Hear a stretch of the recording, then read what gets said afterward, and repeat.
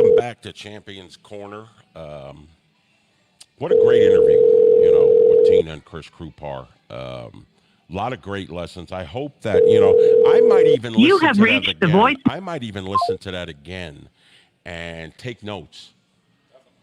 Because they've been so successful. You know that anybody that's had great success, like Jack, with the Truth podcast, they're always giving back. Really, that's what that podcast is about giving back.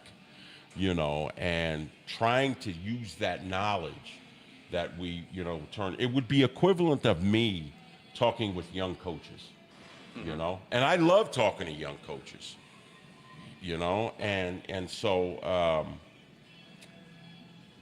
I think that good things happen to good people. What do you think about that? I very much think so, and I think you have to. I think karma is so big that you have to give back, and you have to appreciate where you came from, and don't forget to help people around you. If you just become that, sort of that Scrooge McDuck, or that, the sort of, the Oliver Twist story where you just don't care about people. I think it comes back to haunt you. I think you have to give back, and especially people. Turn your mic up a little bit. Especially people from humble beginnings, that I think they easily remember what it was like to not be successful, to struggle. And I think the thing that oh yeah, we're so much better now. I think the thing I'm gonna go turn down the radio. Okay. The thing that's so much is that what they're really, their message is that the American dream is still alive. That you can still in this country, roll your sleeves up, and work, relentlessly. And when you work relentlessly, the odds will change. You can't just keep getting beat up when you're working relentlessly. The odds will change, and so that's so important. I'm reading a book now. People get surprised that Coach B reads. Was turned on to it by Matt Kayward the other day. I shouldn't say I'm reading a book. I'm listening to the book. I got it audio, and the name of the book is "Can't Hurt Me" by David Goggins. And Matt said, "Coach, you got to read this book. It's right up your alley." And so for the last couple of days, I've been listening to this book. And really, it's a book about our philosophy that we teach, John. And the philosophy that we teach is pain is good. Pain is what shapes us. Overcoming is, even though, this man, this David Goggins became, a Navy SEAL and, accomplished many, many things in his life coming from. That's the one you're talking about on the screen? My screen's not up. Oh, you're right. I don't have that one up. Yeah, but I have the book cover on it. Yeah. Can't Hurt Me.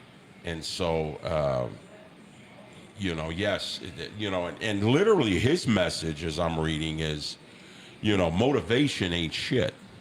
That's his message. Really? Motivation ain't shit. Motivation only lasts a certain, short period of time. And, he talks about, how we're motivated when things are going well, and so that's the thing that we talk about, and so that was pretty interesting to hear him say motivation isn't shit, motivation isn't, for anything, but I get what he's saying, you know what I'm saying? I agree, because you can falsely believe, well, yeah, I'm motivated, And so,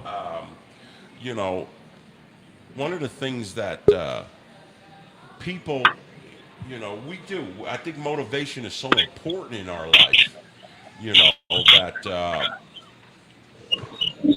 he's giving me a different perspective. That's the reason why I'm enjoying this book, because he's giving me a different perspective.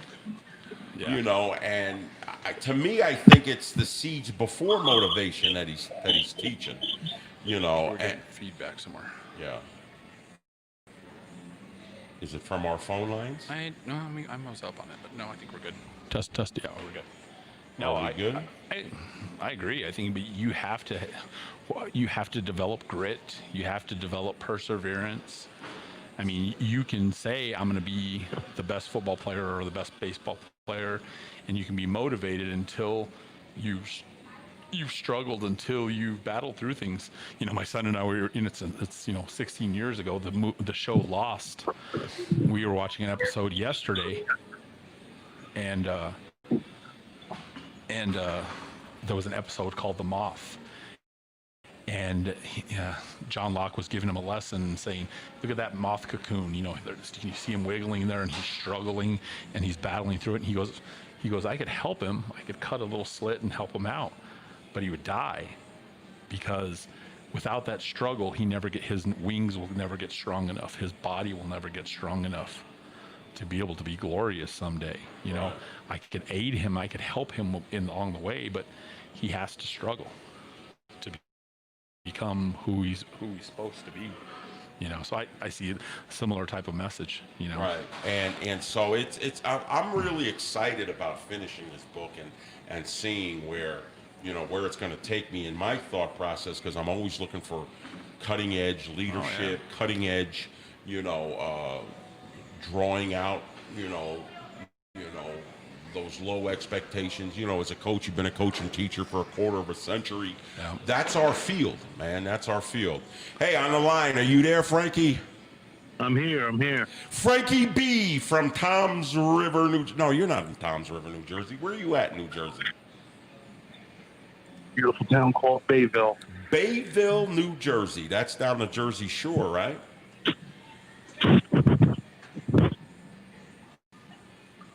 You hear me? I can hear you. We're going to have a little bit of we're going to have a little bit of a Jersey Guys segment here. We're going to end the show with a little bit of a Jersey Guys segment. I want you to call, tell Uncle Bart, who was listening, to call into you so you can share it with me. And we're going to talk about, the legitimacy of sports right now, the legitimacy of the New York Mets. Are they legitimate in their quest in this crazy shortened season? Are they legitimate in their quest? I saw their lineup the other night, and I was just going, half these guys aren't even Major League Baseball players. As our favorite season starts, which is New York Giants football, are they a legitimate football team? You know what I'm saying? Sorry about that. Are they legitimate with Nate Solder opting out, with Sam Beal opting out? When you talk about Nate Solder, you're talking about, and this has nothing to do with the players opting out, because there's good reason to opt out. But the season goes on. Now you're going on your season without your star left tackle. So what is the legitimacy? John, should we have college football? We saw University of Connecticut yesterday. We saw it, or the day before yesterday, when they announced that they weren't playing. We lost. When they weren't playing football, and so. What is the legitimacy of fall sports, especially, what we see with the NBA in the bubble, which is like watching a glorified AAU tournament right now, the legitimacy of hockey, who's in a bubble, you know what I'm saying? So the legitimacy of baseball, who are losing teams half a clip and going, okay, we're going to give you 4 or 5 days to find new players to bring up kids from AAA. Yeah, to bring up kids from whatever their 60-man roster is, and stuff like that. And so those are the things that is pro sports legitimate now? And if so, should we watch them? Should we support? I'm a diehard New York Met fan. That's my Hello? Yeah, we can hear you. You're there? Frankie, you there? Yeah, Uncle Bart, you here? Yeah, I'm here. Bart G, the #1 New York Giant fan, Bart G rooted for the Giants when the Giants weren't Giants, which has probably been the Yes, last that's 4 years. very true. Very true. Which has probably been the last 4 years. They're not even the Giants anymore. We call them the little Giants, around here, We're talking about Bart and Frankie, a little version of the Jersey guys tonight. We got a couple of different Jersey guys tonight. We're talking about the legitimacy of sport. I'm watching a New York Mets game the other day, right? And I am assuming that I'm still talking to two New York Met fans. You are. Hard. And so I'm watching the lineup, and I'm going, like, 3 of these guys ain't even Major League Baseball players. What the heck? And I'm going, man, I asked a couple of my friends, should I be supporting my team right now? Because I don't miss a game. I love my number one recreation is sitting down watching the New York Mets. Bart G, do you think it's a legitimate season? It's hard to say if it's a legitimate season. It is a season. Because of what we've gone through for the last almost 6 months now, I'm happy to say that we're watching live sports, be it as much as the restrictions that they have, but we're watching something. We're watching something that's worth something. So I want to say yes. Is it worth something? We had Louis Gillier I can't even pronounce his name at shortstop. We had Brian Dozier, who was so past his prime at second base. Is it legitimate? We had a center fielder. I didn't even know who he was, number 18. I didn't even know who he was to the point where the next day the Mets just released him. Billy Hamilton. No, that's number 21. We know Billy Hamilton. The game before, they had the number 18, a Rebolt or a Rybolt or whatever. We cut him the next day. I mean, when you got teams going down, players getting sick in the MLB, right? They give the team like 4 or 5 days so they can find guys to play for them. And to me, it was like, is it similar to, you remember when the NFL back in the 80s, the strike shortened season and they brought in the replacement players? Mm-hmm. Yes, I do. I remember the San Francisco 49ers and the Giants played on Monday night, and the 49ers ran the triple option. Is it similar to that? Like any NBA, man. I don't know if you're watching any NBAs, right? You got players that haven't played in years on some of these teams. J.R. Smith hasn't had a shot in over 2 years, and he's playing with the Lakers. Probably he'll get a ring. Right? Is it legitimate? Like, are they, number one, should they even be playing? And number two, should they be, and I understand what Bart G's saying. BG's saying, mental well-being, the relief of watching. I was happy to watch my Mets, bro. I was happy. But it kicked my ass that Sebastian's able to, after every damn game, giving me that big dumb smile about his Braves beating my Mets. Yeah. It wasn't any fun watching Diaz give games away. It wasn't any fun watching, Lugo give that Brave game away that they came back from 6 runs down. And I'm going, what am I doing here? Like, for example, BG, do you think, Frankie, chime in, do you think that it's legitimate? Go ahead, Frank. I'll give you this one. Depends. If the Mets win the World Series, then yes. Oh, so they have to win. They have to win. You'll take it. Frankie's still that front runner. They got to win. Yeah. But I'm watching a game, the Thunder game, the other night with my son yesterday, and I'm going, who the heck is number 5? Well, that's a role player we brought in. Come on, man. That's just like the Redskin fans. They we don't use that word around here. The Washington team that is aforementioned, that they'll get another lane, but they won a Super Bowl in a strike shortened season, and Right. and they still claim that people don't ever, when they mention they've won a Super Bowl, you forget those details. That of it. strike shortened season. That's a team very from good point. Washington No won. one ever mentions the strike players that came out and played, but they just mentioned that the fact that the Washington Redskins beat the Miami Dolphins. So yes, I believe it's a legitimate season. Do I wish that it was a little bit more of a true season? Sure, but in this time that we have right now, we have to go with what we have. Okay, So, let's talk about you know. You're a diehard New York Giant fan, correct?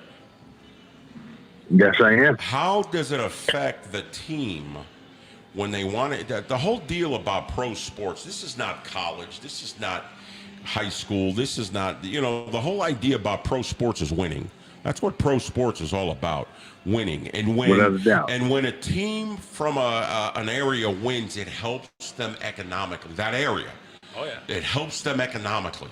The money brought in from a team winning is in the millions for that community. In a normal situation, Right, in that because of community. vending and- Right. Yeah. Okay, I'm a New York Giant fan, right? Yeah. We've suffered for a few years now. I mean, pathetically suffered for a unit. It's a shame what they've done to Eli Manning. It's a shame what that Without a Jerry doubt. Reese and all those bums did to Eli Manning. They wasted his Yes, youth. it was. Do you hang that on the general managers? I think Oh yeah, absolutely. Owners, GMs, no doubt. Yeah. It's they surrounded Eli Manning with and listen. I don't like the bad mouth players. They surrounded him with trash. Yeah. They surrounded him. You had he's the smartest quarterback in the league. One day we'll talk about why they won Super Bowls with Eli Manning and Kevin Gilbride. There's a reason why those two were able to do the smartest football offensive coordinator, the smartest, highest intelligence with the highest intelligence quarterback.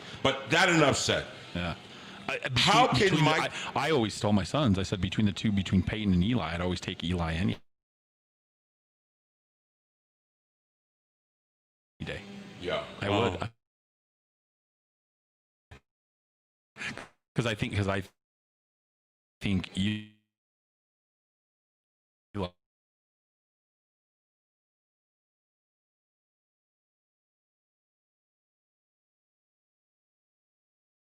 is gritty. I think Eli is that younger brother that Peyton didn't go into the NFC when he had a Of the sports athlete. people don't realize about Eli. I don't remember what year this guy, how tough this kid was, right? Mm-hmm. He tears his plantar fasciitis, tears it. Now, when an athlete tears his plantar fasciitis, it's a wrap. That season, it's a wrap. They told him afterwards, hey, man, you're going to miss, rest of the season. He wouldn't accept it. Okay, half the season, he wouldn't accept it. Tears his plantar fasciitis, doesn't miss a snap. You remember that, Bart G? Yeah, sure. Do you know?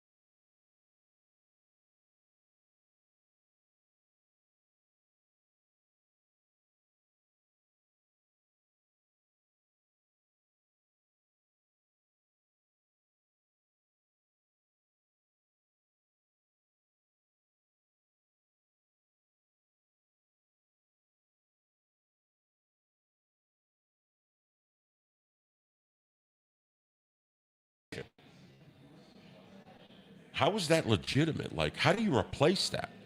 We like to say next man up, but we're talking about your left tackle.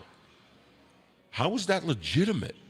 Like, how does that? Well, not, it's how does legitimate that- because of the way they drafted. I mean, they drafted the number one tackle in Who's going to football be your right out of the tackle? University Who's of going to be your Georgia. right tackle?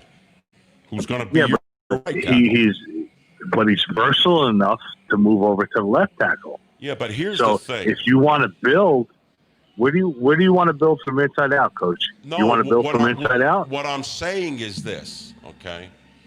Is this a legitimate season coming in when you have star athletes on these teams opting out because they get to do that because of the pandemic, okay? We get to do that, and we're sports are going on like business as usual. You know what I'm saying? It's not about the philosophy of what they're doing. I love the pick of Andrew Thomas. I loved him. I love the pick because the bottom line is you build up front, both sides of the ball. You build up front. Without a doubt. You build a midline. The midline on defense, which is your safety, your backer, your defensive tackle. You build the midline on offense, which is your center, your quarterback, your running back. That's how you build a championship team. You build the midline. Wow, is this circa 1993 or what? Is this the first time I ever stepped on a football field in my life? You know, now the bottom line is this. Okay, there's a reason why they had to sign Nate Solder to the money that they signed him, right? Because they didn't have a left tackle. Left tackle's the hardest position on the football field, harder than center. That left tackle. Why? Because defensive ends nowadays are 255 pounds in the NFL now. Running a 4.6, Running 4.6s, 4.5s, 4.6s. Solid. You know, offensive linemen today now aren't the tubby guys that they were back in the 90s, the big 330-pound guys. Now the offensive linemen are athletes. The Giants were replete with athletes, so they had to go out and sign the big money free agent, right? Solder. And now he opts out. You know, and that's happened to some other teams. You know, the linebacker Mosley for the Jets that opted out. You know, and so these are things that are kind of like not natural in an unnatural state.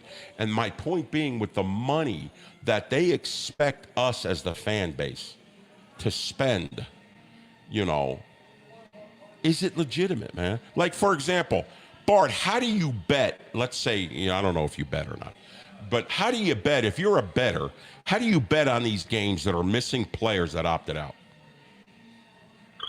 Yeah, I don't know if you do. I think you're talking apples and oranges. I think you're just if like you're a guy fan, from Jersey. See, he just wants to argue, just like a guy from Jersey. If you're a fan, you're a fan. If you're a bettor, you're a bettor.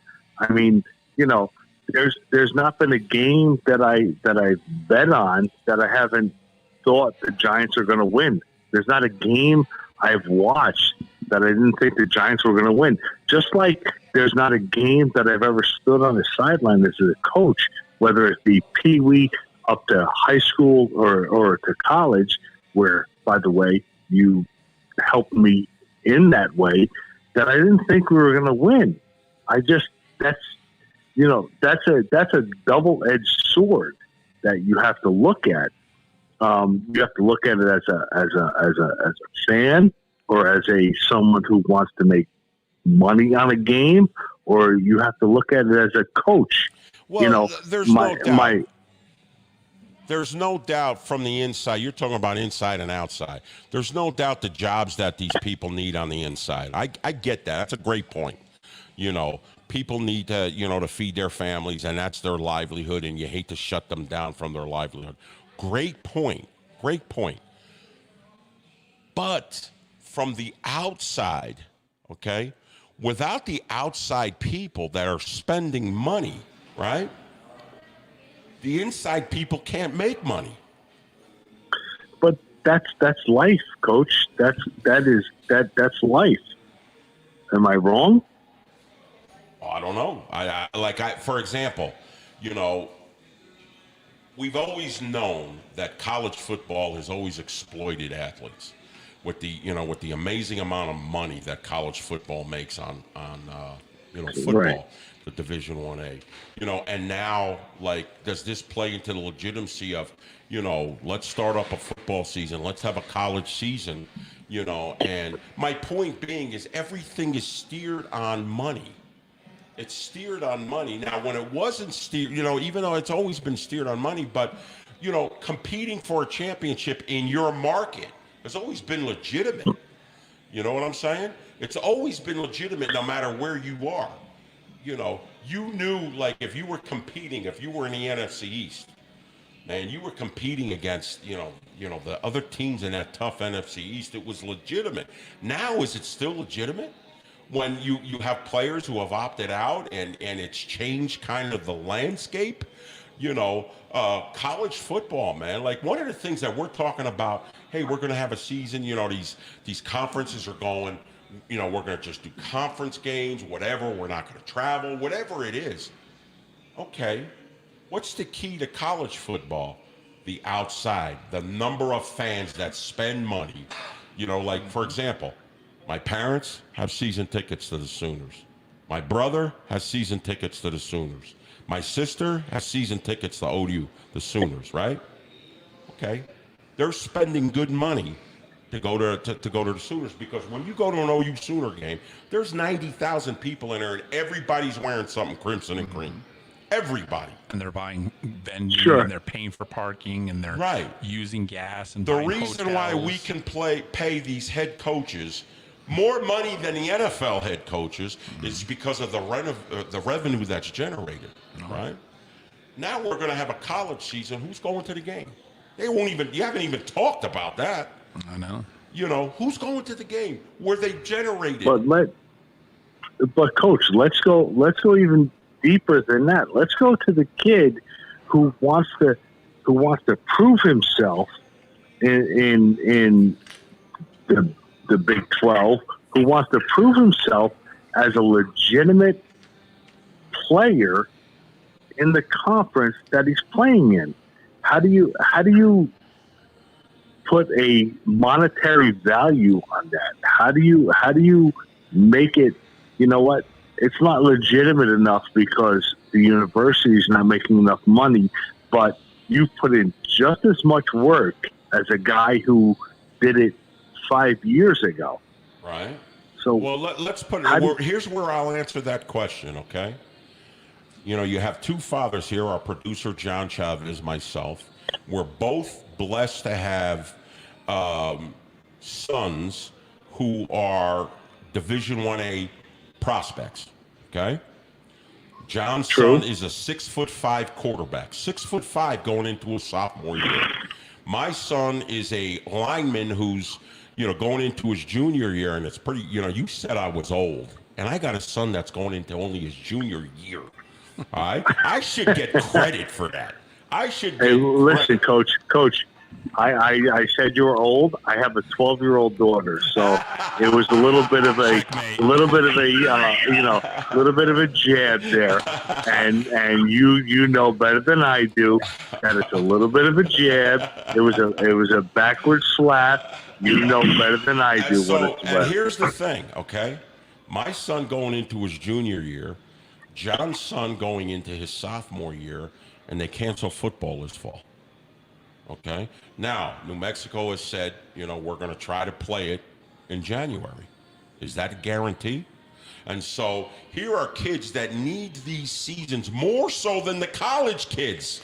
Yeah. Because they need the tape that, that will take them to that level. Yes. And so, just answering to your point, the college kids who are only a couple of years older than our boys, our boys don't get to play. Yeah. And so those kids get to play even though they're situated within their universities. They'll get another year of eligibility. They'll get another year of eligibilities, and our boys lose theirs. Yeah. You know what I'm saying? And so yeah, I follow you.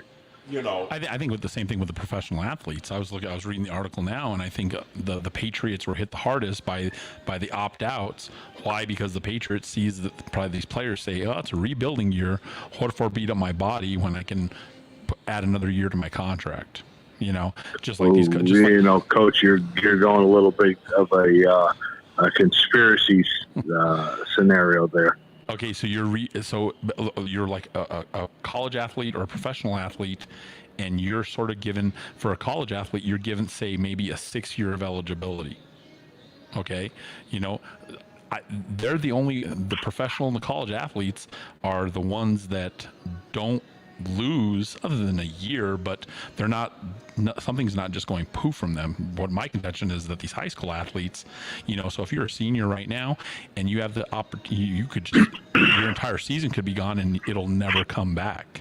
As to where a college athlete, you might be a junior in college, you're going to get another junior year. So like the UConn kids, they're going to get a junior year. Right. Is that definite though yet? Is that definite? Well, like the NCAA kids that lost their season in the spring, they were granted an extra year of eligibility. And also what they Well, did they for have the to. They have to offer that to the. Then they have to offer that to the high school kids. If they're offering that to the college kids, they have to offer that to the high school kids. That's my point, Bart. That's the $1 million question. That's the point. Where is this legitimate now? Is this a legitimate thing? Because here's what the NCAA did for seniors that lost the softball players, the track and field athletes that lost their season because the pandemic across the country shut down all the spring sports. The baseball players, that were depending on their senior year to see if they were going to play at post-secondary, levels. The NCAA waived the ACT, SAT. So for the first time ever, those athletes are saying, you're punished because you lost your senior year, so you're not going to have to take a qualifying thing. But that's from an academic perspective. Exactly. Yeah. What about the athletic perspective where they took the test so they could qualify for funding? Mm-hmm. And yet now we're saying because we're going to lose money if we don't have a football season on a college level, we're going to play a conference schedule. We're going to do, this, and it's frustrating. It's frustrating to me that I'm a diehard New York Giant fan. We all bleed for our teams. I tell everybody, Bart and Frankie, that, back home, which is Jersey, New York, Boston, Chicago, St. Louis, sports is a religion. Philly, sports is a religion. I mean, it's a religion, sports. People live and die with their teams. At least I still do. Do you guys live and die for your team still? Yes. I'm at MetLife a couple times every year. Right? And that's an expensive proposition, isn't it? It's like it's like $50 just to get there. Right? How much does it cost? That's before parking. I was going to say, how much does it cost to park there? Because Dallas is like $150 when you go to it's like $100. You could get a good lot. You could get a good lot for about $100, but I think like one of the farther lots are only like 40, 50. Can you imagine? I'd be without a doubt I'd be parking on a side street in Elizabeth, New Jersey, and walking to the stadium before I'm paying $50 or $100. You know what I'm saying? Yeah. Coach, I got to be honest with you. Last year, I went to the opening day of the New York Mets against the Washington Nationals. Before I got to the stadium, it cost me $120. Before I got to the stadium. Before you walked in. Before I walked in, $20. When we were younger, Bart, we can go to the game for like the whole thing would be $50. You had a hot dog. Remember when we used to sit behind when we used to sit behind Kevin McReynolds? Yeah, no doubt. In left field. No doubt. And now it's like you spent, what'd you say, $120 before you even walked in the stadium? Before you even walk in the stadium. That would have been my last game. I'm gonna spend that money on the TV in my house and sit in my living room and watch whatever I want to watch. Right. That your daughter and lets you watch. That your 12-year-old daughter lets you watch. No. Well, she has her own TV. But let's get back to that. I'm gonna spend the money to sit in my house, which is why sports now has to come on TV because of the money that is being allocated for us to be able to watch that. You don't even want to know how much money I spent. Guys, Game four, Yankees Astros ALCS 3 years ago. Alexa and I, the wife and I, got standing room only tickets. What do you think the was price this was? for the ALCS or the NLCS? ALCS. It was the Yankees and Astros. Okay. It was when Bumgarner. Hell of a series. Yeah, it was when Bumgarner hit the home run into the Monument Park. The whole Right. place went crazy. How much did you Yeah, pay for your that was SROs? last year.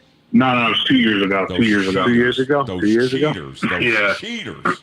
Hey, That brings up Hey, another Coach, level. why don't you ask him when we met at a place here in Bayville to watch Oklahoma play LSU, Oh, and I my picked up the goodness. bill on that one.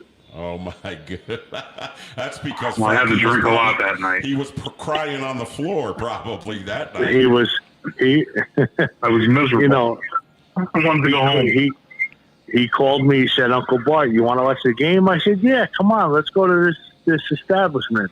And you know, by the end of the first half, I had to pick up the bill, Coach. What was I going to do? He's my nephew. How much did you spend on that ALCS? 7 a ticket. Seven. Just to stand in the house. $7? Seven hundo. That's awesome. In the house that, well, it's not really, it's the house that Steinbrenner built now. I think that's what he saw. Yeah. You know, I used to go to games with that house that Ruth built, and I hated going to the games because I hate the Yankees. Despise the Yankees. True fans back there. I'll never do it again. It was a once in a lifetime thing. I'll never go. I'll never go to another playoff game like that again. And that's the reason why, like, when you're a Met fan back there, a true Met fan, you hate the Yankees. Yeah. When you're a Yankee fan back there, you're a true fan, you hate the Mets. So, like, I wouldn't wear a Yankee hat. Yeah, so I looked at a little research. It says the NFL is likely to ramp up negotiations. It says the league currently makes more than $5 billion per year, selling its broadcast rights. Really? Yeah, every year that's how much they, wow. So that's, Jeez. you talk about the business of why they want sports on television. And that's where the Pac-12 athletes who are trying to kind of form a group to say, we can't be exploited like this. We can't, Yeah. because they can't. I always tell a story, John, Yeah, because the SEC has their own ESPN network. where my mentality changed, because, it's always been, should athletes be paid? They get the scholarships. And I went to the Cotton Bowl. My wife is an OU alum, and she's one of those, right, Frankie? She's a crazy OU alum. She goes to all the different, I got to go with her. We went to the Cotton Bowl. We go to all the bowl games. I've seen OU in the Sugar Bowl. I've seen them in the Rose Bowl. I've seen them, we go to all the games. And so I go to this Cotton Bowl. It's OU, Texas A&M. Johnny Manziel, last year, senior year, right, at AT&T in Dallas, right? Place is packed, sold out, right? And so, I used to be a big college football fan, but since the last, 15 years I've been coaching men, I really look at these kids that are playing college football as kids, And so during a game, I went walking around. I said, you know what? I want to walk around the merchandising stand, right? And every merchandising stand at AT&T, $100 a T-shirt. and you know what they had on the T-shirts? Number 6 in every stand. I believe Manziel's number was 6 in college. I believe, whatever his number was. Every stand had shirts that they were selling Johnny Manziel T-shirts in every stand on every level of AT&T. Right? You mean Baker Mayfield? No, it was Manziel. then. Manziel was A&M. Oh, you went to an A&M game? I Oh, went to the okay. Cotton Bowl. It was Oh, OU against okay. it. That year it was OU Oh, against you were at that game? Texas A&M. Wow, that was Yes. a good game to see. Yes, me and Uncle Anthony, and we all went. And so, Oh, man. as I'm looking at all the stands going, man, they all have number 6 on. Hoodies, T-shirts, everything. You know how much Johnny Manziel made off that merchandise? Not a penny. I mean, he got a good NFL contract. Not a penny did he make on those things. All right, but now here's the problem. Do you pay Johnny Manziel the same thing as, say, you would pay your long snapper? I you know, on the college level, it's so different because, you know, these college kids who are putting the body on the line. We just lost a famous OU safety. We just lost Ricky Dixon to ALS in his 50s. I'm 100%. I'm all for paying college athletes, Yeah. but the problem that I run into is, are you going to pay a person like who say, for instance, Johnny Manziel, like you said, has got sixes all over, or as opposed to the backup long snapper who nobody knows on the team? Well, I think is he going to get the same paycheck? If you increase scholarship money, I think the athletes would be happy. If you just increase their scholarship, because they get pennies, their scholarship money. But if you increase and you put it proportionately with the athlete, like for example, that kid Trevor Lawrence. You know, you don't pay Trevor Lawrence the same way you pay that third string wide receiver. You could work anything out. You know, but I understand your dilemma that you're posing, because that's a great question. Because then, how about the health issues long term that these college football players have to deal with? NFL average lifespan is 53. Yeah, you know, and so that's the thing where, why are we playing? Is it legit? I'm trying to tie it all in, guys. Is it legitimate with what we're doing right now, with how we're doing this, you know, and like for example, the exploitation of. To me, having college football players play a season this year, to me, it's exploitation. And I've been in the business. You know what I'm saying? It's exploitation. Why?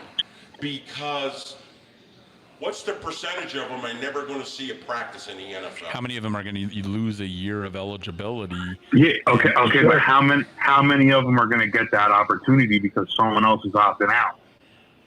No, I understand what you're saying. So, it's all about that opportunity. It's all about that opportunity to get to the next level. Yeah, but how many of them are going to get that opportunity? Very select few. That's why it's special. You know, 1%? I'm looking it up right now. Yeah. John's looking it up. But I'm sure. 5.8. But I bet if you ask that 1%, if it's legitimate, I bet you it would be legitimate for them. Oh, there's no doubt that some of them are looking for that opportunity, and you know, let's go even deeper than that. You know, this year I decided to come back and coach the offensive line of a youth football league, and I couldn't buy any kind of apparel whatsoever to represent the league that I was coaching in, volunteer coaching in, unless I bought it from them. Couldn't buy a what? If I wanted to buy any kind of apparel from the league that I wanted to coach in, I couldn't buy it from anywhere else unless I bought it from them. Because, you know, so he couldn't buy a what? Apparel. So a jersey, apparel. Any because a shirt, anything whatsoever. Yeah, because they own the monopoly. I mean, professional sports are monopolies. You know, in our Congress. He's saying on youth football, he couldn't buy youth football. apparel We're for talking youth about football. They wouldn't allow someone else yes, outside. youth football. Wow, right. That's great. I couldn't buy a Berkeley. Oh yeah. Coach, I couldn't buy a Berkeley Eagles shirt. You know, Unless, you know me. I like to wear where we're coaching. So I went online and I attempted to buy anything that said Berkeley Eagles, and I couldn't find anything. And I went on the website. I went on our actual organizational website, and I can buy it from them, but I can buy it from anywhere else. Monopoly capitalism. Wow. Right. Is that what we've gotten to now? That's for the most part. I mean, you look at the monopoly that the NFL has. I mean, yeah, you can get some Chinese-made NFL jerseys that are inferior quality, but you're not paying $200 for a jersey, and you're paying $20 for a jersey. You ain't getting that jersey unless they signed that NFL licensing agreement. You ain't getting it from no Chinese company. Yeah, right. Not like it was 20 years ago. You could bootleg shit 20 years ago. The NFL's got that shit locked up now. You ain't getting bootleg stuff anymore. You know? Because, Well, I think your boy got a guy. I think it was 30 years ago. You said to me, "We're gonna wear whatever the heck we want." I'm sorry, whatever we want hey, to this wear, is a podcast. whatever you you can say decided whatever we're you gonna wear. want. Yeah, did I? But, what all those things still revolve Is that about. when you wore those, those compressor shorts on the sideline? That's when I would have. Yes, I did, and I was a very big fan. I'm just saying, Coach, very big fan. Oh no, just the money, and so I looked up. It says like an NCAA senior player drafted by NFL teams make up about 1 in 50, so only about 2%. So those 98% that aren't NFL draft prospects, if you force them to say play just a conference schedule, well, now they lose a year of eligibility.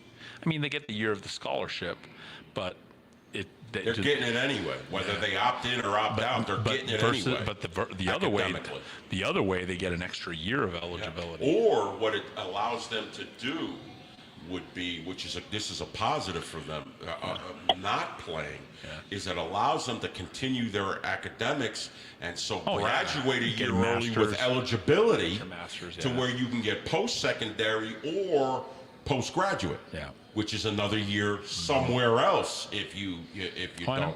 So that allows them to do that. Not playing. Let's go back to the original. We went up a little bit off topic here. Tangent. Let's go back to the original topic conversation. Legitimacy. If OU wins the national title, is it legitimate? If the New York Giants win the Super Bowl, is it legitimate? Sounds good to me. I don't know. If the New York Mets win the World Series, is it legitimate? If they don't make the playoffs, is it legitimate? I think so. Yes. I think it's legitimate. Yes, I think it without a doubt. I mean, these teams are still competing. They're still competing at the highest rate of performance. So, I mean, do we still count the 1981 Dodgers as world champions? Do we still count the 1983 Washington Redskins as world champions? Yeah, we do. But to me, I think you'd put these COVID championships above them because they weren't sort of, or helped by a strike or whatever, or created like a false team that they played with. So I would put them at a higher level than those strike teams. So. I just, like I said, it's a question that we need to ask. As even as it is, I get frustrated watching my Mets, who just are bringing in guys that you go, who's this? Or if you're a Laker fan, you got to be going, what the hell is J.R. Smith doing on our team? He hasn't played a game in 2 years, for crying out loud. But Coach, do you say the same thing about 1981 when Brian Doyle came out of nowhere and hit 420 for the Yankees and they won the World Series? Do you say the same thing? I don't remember what Doyle did the following year. Did he make a career in it? Did he turn that into a career? You know what I'm saying? Did he make a living playing ball? But you can say that about anybody who had a big day in a big game. But really? Remember with the 81 strike, they took, in the tournament, they took the teams that had the best record the first part of the season and matched them up against teams that had the best record in the second part of the season. That's a great question, Bart. Was that a legitimate World Series, that Yankee-LA Dodger World Series? Did that strike affect the St. Louis Cardinals? You know what I'm saying? Did that strike affect, who was the Cincinnati Reds? Did that strike affect them? And so that has to be, and I hate to answer your question with a question, but you know, we accepted finality because we're fans and we accept it, you know. And, you know, I'm with you, man. You know, I'm a fan. I don't drink, you know, I don't gamble. I don't, you know, my vices are, you know, I pay for the, you know, NHL Blue Line, the NBA ticket, the MLB extra inning, you know, and obviously the NFL. And so, you know, that gets a little expensive. And You're pitching in toward that $5 billion. exactly And that's right, just the man. NFL. Exactly right. You know, Not to I mention think the I'm gonna commercials. cancel my DirecTV this year, like right before the season Well, starts. I think try to the fact reorder it, that you know what I'm saying, and see if I can get it for free. I think the fact that everyone is a fan, so to speak, justifies the legitimacy of the season. Yeah. Yeah. I think, and that's something we'll talk about in the future and you know, go from there. Hey, man, Bart, I love it that you watch the show. We're going to have you on more. You know what I'm saying? We're going to have you on I more. hope so, Coach. I really do. I enjoy talking and I enjoy listening. You have an enormous amount of people that come on Yeah. and talk about so many other things other than sports. And I really enjoy watching your podcast. I appreciate it. I appreciate that, man. And so we're definitely going to have you on. You know, we kind of got away from the Jersey Boys segment. We're going to get back to that. You know, we're going to have that like once a week, you know, that segment and stuff like that, and keep watching. Frankie B, my main man, you know, next time we'll have a topic. He's getting yelled at by his, you can hear his wife yelling at him right now. You know, his wife. You know, Frankie B, nice. You know, thanks for coming. I know it's getting late for you guys, and Always, I'm always here. East Coast time, and we're gonna bring you guys on next week, man. And Albert Bramante is on. He's saying, "Hey, everyone, like AB's listening to Hey, you Albert, guys." how you doing, pal? You know, and so thanks for coming on, guys. You know, we're gonna bring you guys back on next week, right? We're gonna bring Sounds you guys awesome. next week, and we'll talk about some topics. You know, you guys think about topics, man. We had a powerful show on Tuesday about, you know, kids. We had a kid out here, the #1 basketball recruit in the state of New Mexico, was tragically shot at a party this past weekend, and we talked about things like that. And so, you know, like you said, Bart, we don't just talk about sports. So you guys think about what you want to talk about next week, man. Definitely. Thank you. All right, Definitely. guys. Thank you so much for having me on. I appreciate it. You got it, brother. We'll talk to you real soon. Take care. Take care. You know, a little bit different, a little perspective. You know, Oh, yeah. Bart was a former coach of mine. You know, he started out. You know, coaching is, you know, we talked about it, and I don't want to get on it. You know, honing your craft. That's what you know, my first coaching job was youth football. To me, that's like the most important. You know, and then got my first varsity assistant's job, and I was doing both. First time I was a head coach was youth football. Really? So I was a youth football head coach and coaching varsity as a OLDL, you know, and then youth head coach, and then I became strength and conditioning coordinator, you know, and so I would say my first 10 years of high school football, I was, you know, running youth leagues to the point I went from head coach to director to, you know, on the youth leagues, you know, and, you know, I had a budget of about 120,000 on, you know, and this was 25, 30 years ago. Yeah. You know, we had like 8 teams in our, you know, program and everything. And so it really taught me how to dot the I's and cross the T's. And then once I became a high school head coach, I didn't have the time to do it and stuff like that. And so, you know, I've coached every level, and Bart was one of my coaches. I believe he coached with me on the youth league level and the high school level. I believe he coached with me. So, been a long run. Hey, man, what a good show tonight. Yeah, that was we fun. had.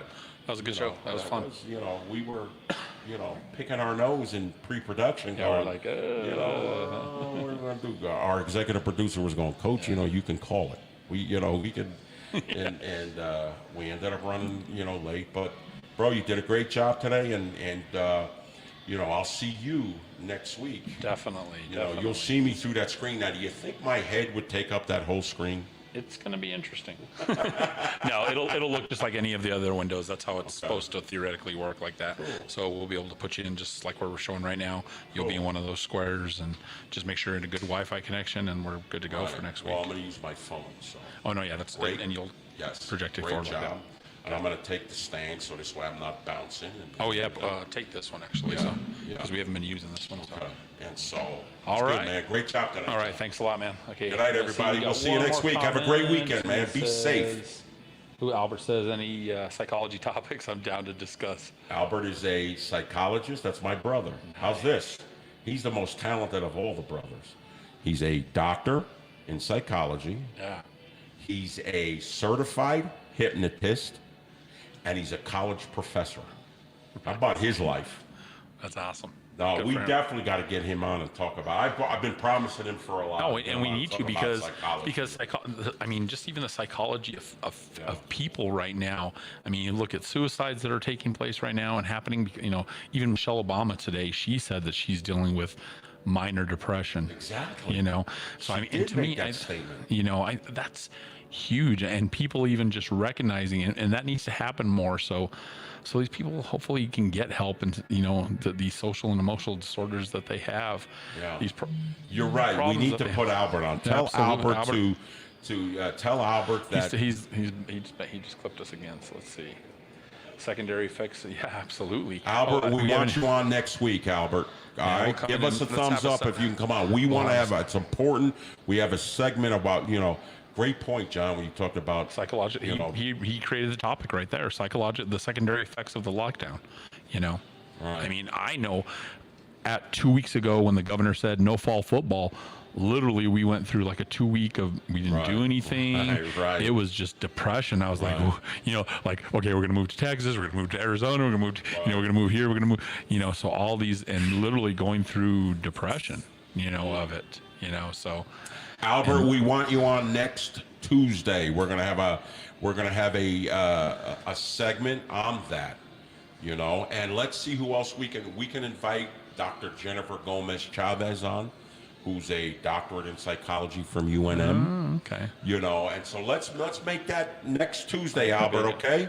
That'd be a great topic. Tell him next Tuesday. Yeah, he's here and Liz listens to us now. So awesome. Thanks a lot, Albert. And thanks to everybody out there. Make sure you like, share, especially go on to the Champions Corner group. Join our group so that you get notified every time we have a show. You can also find replays of the show on YouTube.